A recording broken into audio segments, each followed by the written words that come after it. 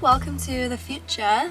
Welcome to basically a finished van. It's an ongoing project, so I'm not going to sit here and say that this is 100% the finished thing, because it's actually not. But I'm here in the future. I'm just putting together the third episode in my little van life, van building series, which is all about the electrics, the lining and the vent. And basically I just thought that I would do a little video here now with all those things like complete, because I did what everyone seems to do, which I said I was not going to do. I was adamant that I was not going to do this, but basically I just got so caught up in everything that was happening with the van build, and I was kind of stressed, I was overwhelmed, we were running out of time, and basically I just didn't film half as much as I wanted to and hoped I would. And I also didn't film in a way that I think is like useful to you watching this video. Like, I really wanted the van build series to be like a how-to guide type thing, but as it turns out I had no idea what I was doing. I was just making it up as I went along, and to be honest I'm just grateful that we ended up in a place where we can actually live in this van because there were some serious moments where I thought it was all gonna come to nothing. Okay, so I'll start with the lining. The lining was actually like one of the more simple things that we did, and I was like thinking that it wasn't going to be. Basically, I bought the carpet lining from Amazon. We got it in grey. Wish we didn't get grey. I wish we bought like a nice like sandy colour. It's on now, so we can't change it, so it is what it is. But yeah, we got like a stony grey, and it comes in like just a huge roll, and then you get like some spray on high strength adhesive stuff, and basically all you do is like, I basically just did like the doors and like the back section of the back doors, and you essentially just cut, well, what I did anyway is like held it up to the door and I cut like just like slightly bigger than what the door was, and then like you spray the door. You should like masking tape all the bits that you don't want to get glue on. I didn't do a very good job of that, so there was glue everywhere but you basically yeah, spray the glue on the door and then put some glue onto the actual carpet lining itself. Leave it for like a minute or two, or like 30 seconds I think, and then it like goes like tacky. And then I just basically started at the top, and I would like put the top on, and then you just sort of like pull it and work it, pull it and work it down. So this is what I did last Wednesday, and I'm not gonna lie, quite pleased with it. First of all, we did this sort of section all around here.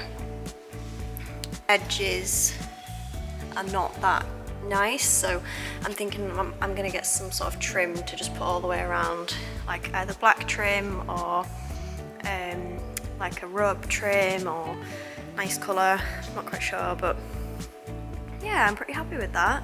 There is actually some really good carpet lining videos on YouTube, so I'll definitely link them. But yeah, basically the carpet lining wasn't that complicated.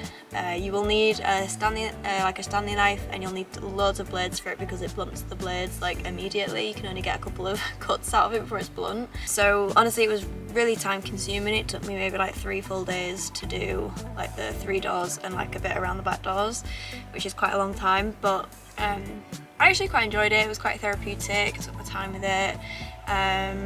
Yeah, one of the least like mentally frustrating jobs, because it was just kind of like crack on with it, get it done. It wasn't too tricky. Next, I'll just quickly go over the vent. So the vent was a journey, I'll just say that. And like I said, there's definitely not as much like footage of us talking about and doing the vent as I thought there was going to be. Basically, what happened was we already had like, it was essentially like a dome on the top of the van, and it's like a dome with a hole and then just like an open vent that was already in the van. And I decided as soon as we bought the van that we would upgrade that to a better vent, because I didn't think it was going to be enough like airflow to keep the van sort of well ventilated basically. I think basically the size of the van that we've got on like the roof and everything, we looked at it and we thought we probably can't get like a square size biggish vent. We should just get one of the ones that you've probably seen on like tradie vans. They're like a circle and they like spin around the top of the van. So we bought one of them. It wasn't going to be too complicated to install. It was just essentially making the hole like a little bit bigger. Not any grudges. My wonderful partner Callum cut the hole too big. I like went out to B&Q to get something that we needed, and when I came back he'd like already cut the hole out, and then we like tried to fit it and we were like, it's not gonna work. But anyway, that meant we could not use that kind of fan because they're all like the same size. Essentially now we had a huge hole in the top of the van. It was like raining loads. Classic us. Just cut a hole in the roof to change the roof vent. So that's pissing it down, torrential style. So pray for us that the roof doesn't completely leak overnight. The only option really was to make that hole bigger, even bigger, and get a bigger vent. So in the process of doing all this, you might see in a couple of the clips, we do actually get on the roof like multiple times, make the hole bigger to make a square shape for a, I think they're called like fiamma vents.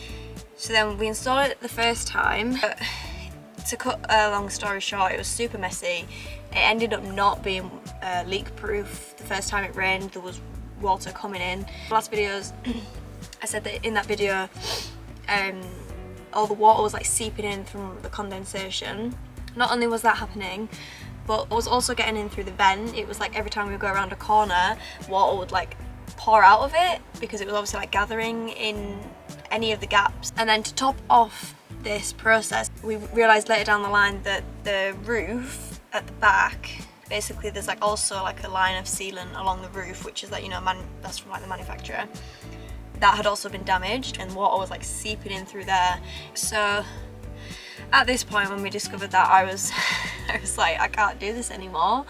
But very fortunately, Callum's dad refitted the vent a third time in the unit that we're keeping him in. Nice and safe and dry. Since the weather has been pretty horrendous the last few weeks, with it being sort of like winter time. The mastic that sort of holds this panel and this panel like all together was damaged on this side and also over on that side. And then the roof vent was also causing us lots of problems. As you can see, it is now sealed properly and neatly. Basically, Callum's dad ended up doing that for us, and what he did was the same process that we did, except he just used a different type of sealant. He used like a mastic sealant, which is basically the same as, he told me that it's basically the same as this stuff, just in a tube, so easier to sort of work with. This stuff was going to be kind of difficult to lay and get it all neat and tidy and everything. He wasn't sure if it was going to work, so he was happy to just go ahead and use the stuff that he bought. It's here actually. Seamless CV, non-drying bedding sealant. And this stuff is apparently flexible, surface will become dry, accommodate movements, no leak paths. So yeah, he reckons this stuff is going to do the job. So we'll see when we eventually get Trevor out of here. Yeah, he's basically just been sealing the roof where those two like leaks were and sealing the vent for us. As I said, we followed the same process, he just did a better job. Inside of the roof vent. So essentially, this is what it looks like. Not only was like the actual fitting of the vent not that good, because we actually got on the roof and we didn't put any like wood down or anything because we didn't know. We only know now because our dad's told us basically you shouldn't get on the roof without laying like a big plank of wood or a big piece of wood that sort of like balances the weight. So we were just like clambering around up there fitting that roof vent, and we caused a bit of damage to the like structural integrity of the roof. Bits sort of like on either side of the vent was sort of like sagging in, which made the gap that we had to fill even bigger than it already was, because of the sort of grooves in the roof. It was also sagging inwards, which meant that it was just never gonna seal properly because it would have been like moving up and down, and every time it does that it's gonna like pull away from the sealant stuff. So yeah, so his dad sort of fitted these wooden beams, and then these beams just sort of like here and here are like holding the roof up. So that's basically just supporting that whole section. And then obviously we've got a few more beams further down which are going to be for attaching the cladding to. If you are planning on getting a van, maybe try and prioritise looking for any leaks and any serious problems and try and get those fixed in the summer if you can, or like inside somewhere if you can, because it does make it a lot easier. Okay, last thing is the electrics. I am super glad that I actually spent loads of time on this and that I actually taught myself a little bit and like learned a little bit, because otherwise I would have had no clue what I was doing if anything went wrong, whereas now I feel like I'm in a position where I kind of understand it. So basically the first sort of round of electrics that we set up a split charger, which basically means that whenever we're driving the van, battery will charge up the leisure battery. My dad helped us fit that one, and that all came wired up and crimped and had all the terminals on already, so it was pretty straightforward to be honest. So yeah, I got a few clips of me sort of like wiring things up.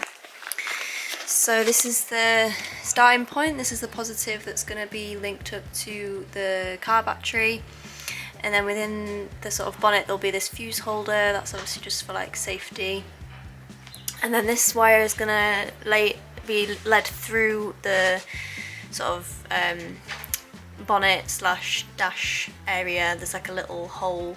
I had to show you properly because it's so dark, but there's like a little sort of rubber grommet type thing, and within that was 2 holes, and we just used one of the holes to pull the wire through. It's running just underneath this sort of rubber trim, and then it runs under this passenger seat there, around here, and then it goes under the passenger seat, comes out under here. You can see that there. So it's just running along there. Down here on the side you can see the red wire runs into the bottom, and then there is also a black wire that runs out. There's 2 earth points. This one is from the leisure battery and this one is from the split charge. A little monitor, and that tells us when the battery is being charged and when it's been switched off. I've got one battery. This is a 100 amp hour battery, AGM, 100 amp hour AGM battery, I think that's right. I got this from Alpha Batteries. I used some spare wires that I had bought for the inverter, which we're actually not using anymore. An inverter turns your 12 volt current into 240 volts, which means you can use like a regular plug, but we've just decided that we don't need it. We're just going to use like USB sockets. I used those wires to run from terminals into the fuse box, which is just here. These are easily available from like eBay and Amazon. It was only cheap. But essentially these are all positive terminals and these are all negative terminals. So anything that we want to run from the battery and be powered, you're basically going to run a positive wire and a negative wire from all of these, and you sort of match up. I've got matched up like where they're going to run from. But my first wires go up to this like switch panel. So all of these switches are going to be linked up to things like the fridge, the water pump, the lights, and then in here you've got a couple of USBs. This thing tells you what voltage the leisure battery is at, and then in here you've got like a car, you know, like a lighter plug-in type thing. Okay, I actually messed this wire up. That provides an opportunity for me to just very quickly show you the process of stripping a wire. I just got these very cheap stripping tools from like Screwfix things. So to cut it, I'm just going to use the bit in the middle that says wire cutters, just like a sharp cutting tool. I did also buy these also work on the very end bit, and then there's a bigger bit if you've got any bigger wires.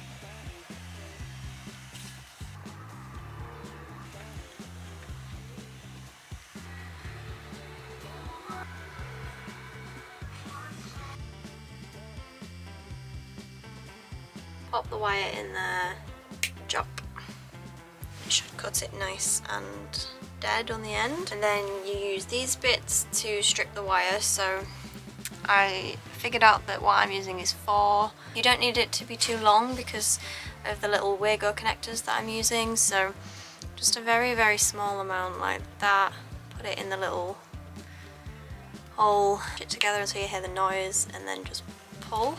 And then you have a nice shine it in bit, simple. And then you're just going to sort of like twist it around a little bit. Now that it's all wrapped up in the nice fabric, I'm going to put it back, connect it back up to my lamp and my dimmer switch. I did already have it up before I did this. I've got two different connectors, one coming off the negative wire, one coming off the positive wire. So we're doing positive to positive and negative to negative in this little scenario. I'm actually just gonna flip up that end terminal and put the positive wire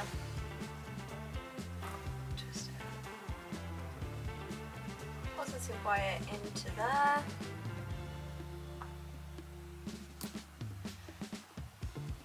And then same on the negative one. And then the same again over here. I'm putting the negative one into the negative Wago block. The reason this one has 3 is because I'm taking the negative from the fuse box into one, the negative from my dimmer switch into the middle, and then the negative from my first lamp into the third one. So you need a mixture of 2 and 3 connectors for this kind of stuff. Negative to negative, and then my positive goes into here. Confusing on this dimmer switch that I bought off Amazon. The wire colours are all slightly confusing. So the white one is actually the ground. The black is the positive. So positive to positive. Positive for me is red. Positive on this thing is black. So that's why I'm doing a red to a black just there. And later down the line, we obviously got the solar panel. We like procrastinated putting the solar panel on for so long, mostly because we'd had all these problems with the roof and we had to like get all that sorted before we would even try and put the solar panel on. And actually I think after all of that stuff happened, I maybe lost a little bit of confidence in myself and my abilities, and so I was actually kind of happy to sort of pass that over to Callum's dad, because we also bought a roof rack to put on, and then we would build a sort of like metal frame across the bars, and then the solar panel would just be attached to those metal bars. So essentially we made like a mini lighter weight version of like the bigger solar panels. Yeah, I think it looks really good actually. I'm really happy with it, and it's pretty secure, and obviously there's air and like loads of space underneath for all the heat to escape, so I think we did a good job with that. This is our like solar charge controller. I would definitely recommend not cheaping out on one of these, because this is like really good. This has just got some short extension cables coming out of it that lead to those little clips up there. Those clips are clipped into the solar panel wires, which are like in through a bigger hole in the roof. So that's the solar. So the solar goes into the battery, and essentially we actually don't use the car charger anymore because we just don't need to. You can't really have them both on at the same time anyway. So I'll just give you a quick like overview of the electrics that we've got. I'll just hop over here. We call it like the switchboard thing. And then we have a dimmer switch just over there underneath, next or behind all of the spices and stuff. So that's a dimmer switch for the lights, and we've got 3 lights, 2 towards the middle and 1 towards the front. And then we've got fairy lights at the back around that bit of rope, which are just USB powered, and so we just plug them into the USB charger up there, and we also use that for charging phones and stuff in the evening. And so behind there is essentially some wires that run from there, and then from that switchboard there's a wire that goes to that, and some wires that go to that, and then there's like 3 wires that come off and go to each of the lights. And for like pretty much everything I used, I can't remember what they're called now, but I'll try and find like a little image of them, but they're like little wire connectors, wire, can't remember, but they're really useful, made it so easy because you literally just clip them in and then you can actually take them off and like reuse them if you need to. So they were a really, really good find, and I'd definitely 100% recommend using them if you're gonna have a crack at your own electrics. So then I'll just quickly show you underneath our sink, which is where the battery lives. That's actually our water tank, just to give you a little glimpse under here, and that's our fridge. Battery just lives under there. Under there you can see those 2 switches. That is the two switches to turn the solar panel off and the car charger on, and then just next to it is the actual car charging split charge unit. So many words. And then just up here we've got our fuse box. So that was just from eBay, that was like super cheap. There's like the main positive and negative into it from the battery, and then there's just all of the little wires coming off of there for each individual like things. So there'll be like one for the fridge, one for the lights, one for the USB port, and so on. But I think that is actually all we've got. We haven't got many things wired out of water. Oh, there's one for the water as well actually, which is just this little thing here. This is like electrically powered, 12 volts.